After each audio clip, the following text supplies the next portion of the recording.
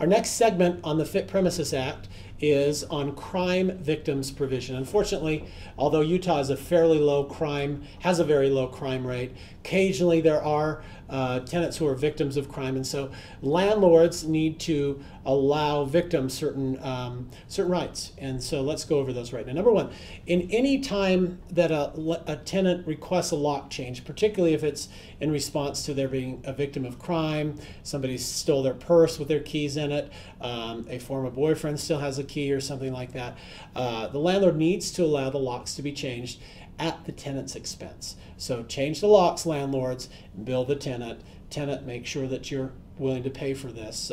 You get the right to a lock change, but it's at your expense. Now, the most common question that we have about victims' rights is in domestic violence, which is a very sensitive topic.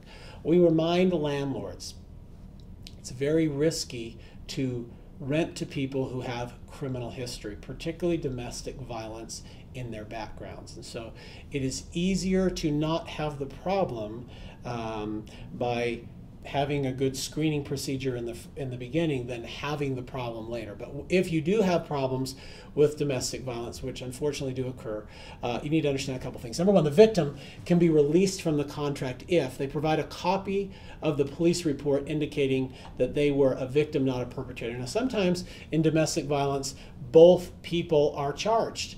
In that case, there's really no victim under the law. They're both victims, and so one of them can't get out of the lease and leave the other holding the bag.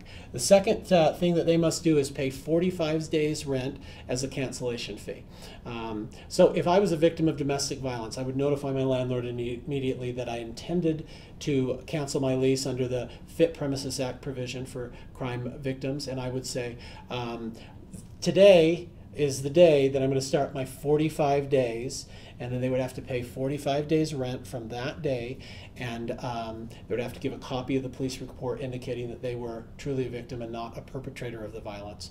Now, what do you do with the perpetrator? Well, generally, if there's a domestic violence, you start an eviction immediately.